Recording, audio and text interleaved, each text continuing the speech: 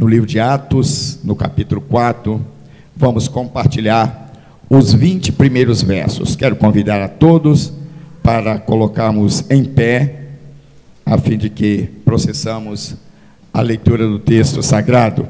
Atos, no capítulo 4, a partir do primeiro verso, é o texto da nossa reflexão.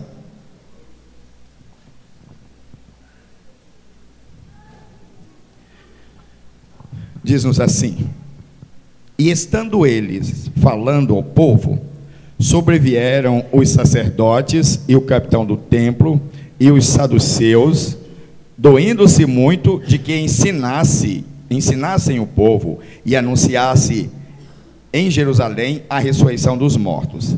E lançaram mão deles e os encerraram na prisão até ao dia seguinte, pois já era tarde. Muitos, porém, dos que ouviram a palavra, creram, e chegou o número desses homens a quase 5.000. E aconteceu no dia seguinte, reunirem-se em Jerusalém os seus principais, os anciãos, os escribas, e Anás, o sumo sacerdote, Caifás, e João, e Alexandre, e todos quanto havia da linhagem do sumo sacerdote. E pondo-os no meio, perguntaram: com que poder, ou em nome de quem fizeste isto? Então Pedro, cheio do Espírito Santo, lhes disse: principais do povo, e vós, anciãos de Israel, visto que hoje somos interrogados acerca do benefício feito a um homem enfermo, e do modo como foi curado, seja conhecido de todos vós, e de todo o povo de Israel, que em nome de Jesus Cristo Nazareno, aquele a quem vós crucificastes, e a quem Deus ressuscitou dos mortos, em nome desse é que este está ação diante de vós. Ele é a pedra que foi rejeitada por vós, os edificadores, a qual foi posta por cabeça de esquina. E em nenhum outro há salvação, porque também, debaixo do céu, nenhum outro nome há dado entre os homens, pelo qual devamos ser salvos. Então eles, vendo a ousadia de Pedro e João, e informados de que eram homens sem letras, indoutos, se maravilharam, e tinham conhecimento que eles haviam estado com Jesus. E vendo estar com eles o homem que fora curado, nada tinha que dizer em contrário. Todavia, mandando-os sair fora do conselho, conferenciaram entre si, dizendo: que havemos de fazer a estes homens? Porque a todos os que habitam em Jerusalém é manifesto que por eles foi feito um sinal notório, e não podemos negar. Mas para que não divulgue mais entre o povo, ameacemo-los para que não falem mais nesse nome a homem algum.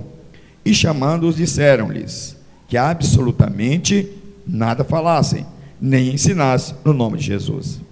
Respondendo, porém, Pedro e João lhes disseram: julgai vós se é justo diante de Deus ouvir-vos antes a vós do que a Deus, porque não podemos deixar de falar do que temos visto e ouvido. E que o Senhor nos conceda a graça de bem compreendermos a sua palavra. Prezados irmãos, se existem temas que têm produzido os mais diferentes procedimentos de compreensão, a salvação está entre eles. Na realidade, há muitas maneiras em que as pessoas, de um modo geral, têm se preocupado em explicar, em entender e a transferir informações no que diz respeito à salvação. Mas, na realidade, a salvação, por mais que seja falada, ela é de fato uma aspiração geral. Porém, o entendimento acerca dela e de como se obtém tem levado muitos a perder. Parece uma incoerência, mas esta é a realidade. Muitos, tentando adquirir a salvação, de fato têm se afastado da possibilidade de se salvar. Já por diversas vezes contei aos irmãos acerca de uma mensagem que estava ouvindo no rádio,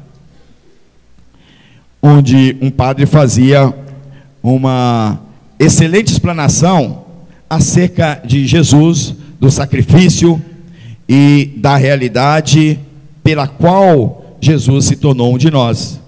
A missão de Jesus foi muito bem explanado pelo padre naquela ocasião. E eu achei interessante, tanto que continuei a ouvir. Mas, chegando ao fim da sua palavra, ele botou tudo a perder, como se diz por aí, porque ele disse as seguintes palavras: os crentes são muito prepotentes, porque eles dizem que têm a salvação, mas ninguém pode dizer que tem a salvação.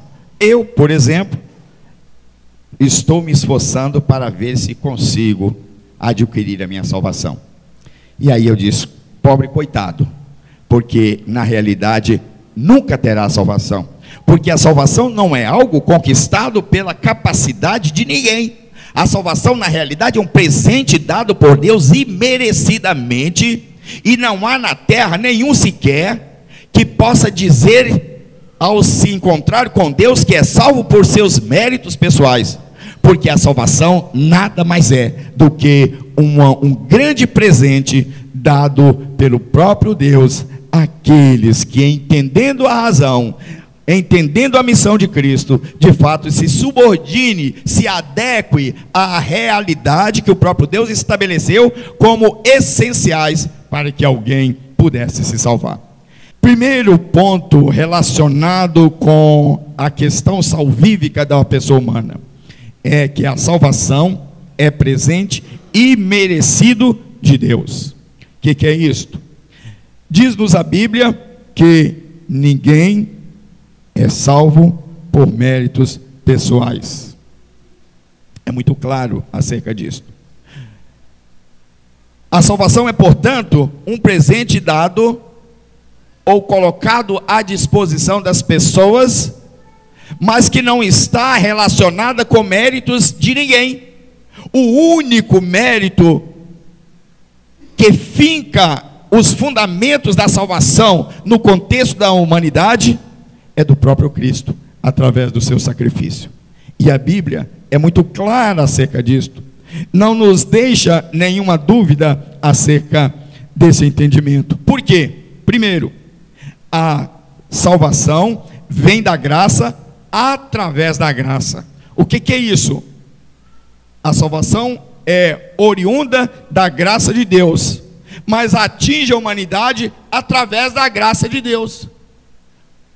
A sua origem, mas também a sua fundamentação e a sua execução está fincada exclusivamente nos méritos de Deus, e aqui na pessoa do Deus Filho. Em Efésios, no capítulo 2, os versos de 7 até o de número 10, o apóstolo Paulo ensina àqueles amados irmãos, àquela igreja, essa verdade. Olha bem o que nos diz o texto.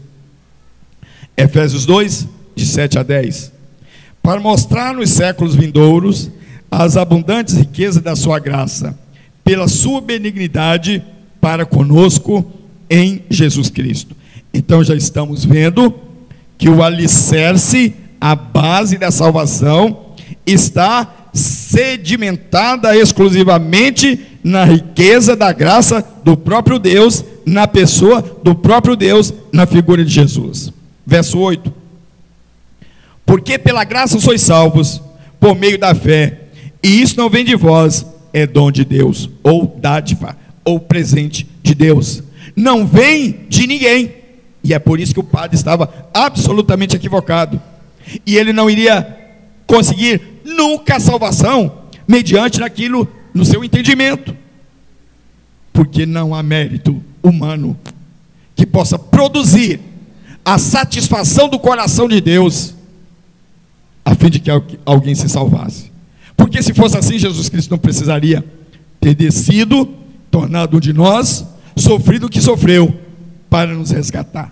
Verso 9: não vem das obras para que ninguém se glorie. O que é isto? Lá no céu não vai chegar ninguém e dizer: Senhor Deus, eu estou aqui porque eu fui uma ótima pessoa, eu fui um religioso autêntico, eu compareci às atividades da igreja, eu fui um homem bom pai de família, eu fui um excelente esposo, eu fui um cumpridor dos meus preceitos. Não satisfaz o coração de Deus. Deus só se dará satisfeito para permitir que alguém entre no seu reino quando chegarmos diante dele e dizer: Deus, eu estou aqui porque o sacrifício de Jesus eu recebo como suficiente para o meu resgate.